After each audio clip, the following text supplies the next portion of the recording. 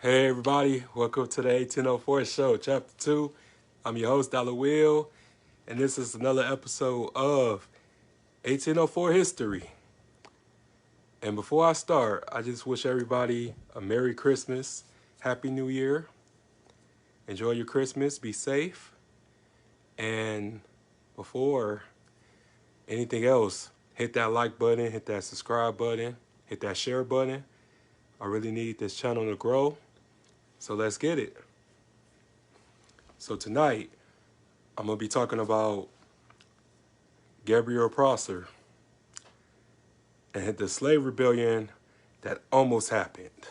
And it's just so unfortunate because he was so charismatic and everything. And it just be so sad. Like, people always want to talk about, oh, I don't want to hear about slavery and this and that. And a lot of slaves fought back.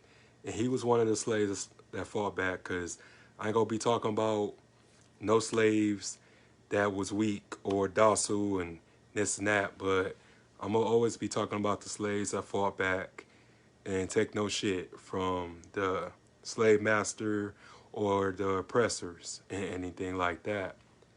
But this man was only 25 years old when he got executed.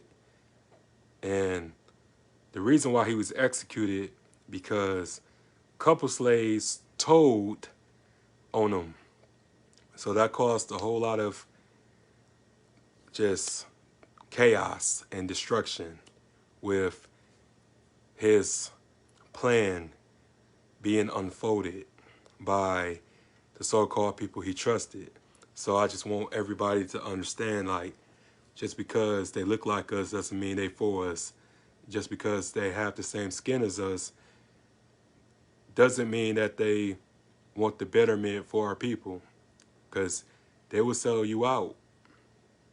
And I realized just with me doing the show, I get more hate from my own people than the observation. You know what I'm saying? So let me get started. So he was born into slavery back in 1775. And he was born the, the Brookfield plantation, and he had several siblings. His parents is unknown, but everybody was pretty much slaves. Since he was a blacksmith, his father must have been a blacksmith, because usually, like, the male slaves will inherit their father's duties and stuff like that. So he was a blacksmith, and he had a wife. I think he had a couple children and stuff like that, but his kids were sold off and everything. So he just always had like a chip on his shoulder and stuff like that, but he wasn't like the typical slave. Since he was a blacksmith, he was able to learn how to read and write.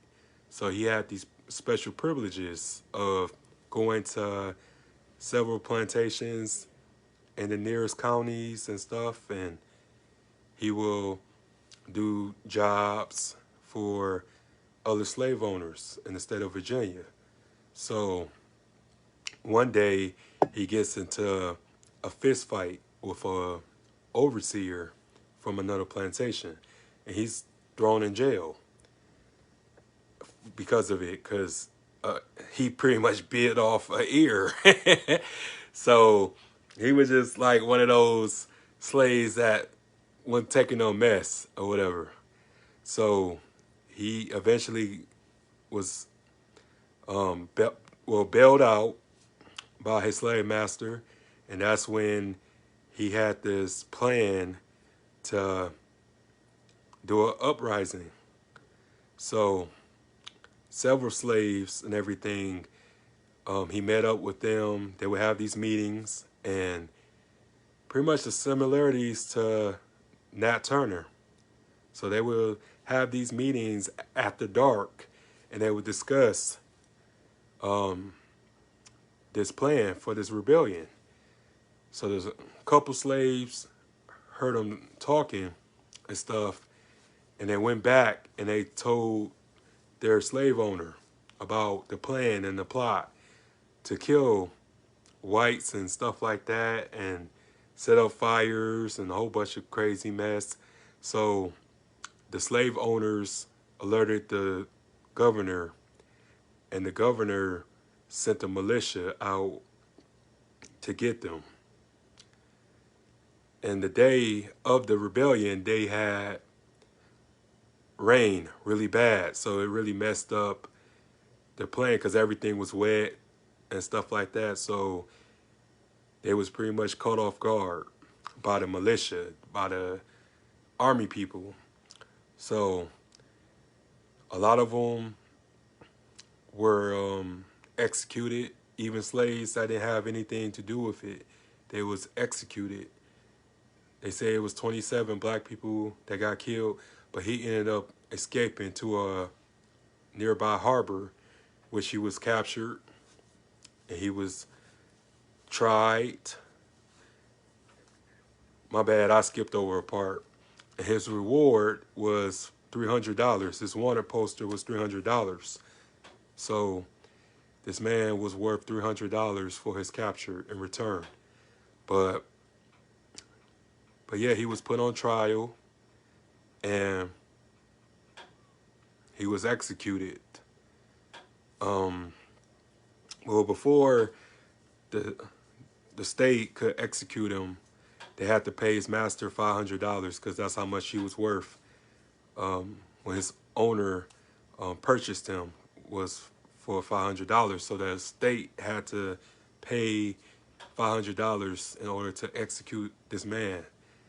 So they had hung him and stuff at a nearby location and burnt him up, cut his body parts off, kept it as souvenirs and stuff like that to send a message to anybody. So because of this thought, a lot of slaves went through hell because they was really afraid of one day being a rebellion and stuff like that. So it just goes to show how people like to keep things the way they is because they don't like change. They're afraid of change. And even because it's your own people doesn't mean that your people wants to be liberated. And you just see this every day just with a lot of our people who likes to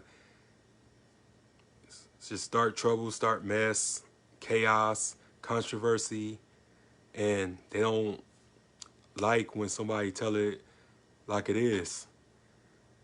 It really hurts when I do these history segments because even when I be mad, I be appreciative that I didn't have to go through anything like that. You know, in a way I still do, but in a way I don't. But it just goes to show you that even your own people will sell you out.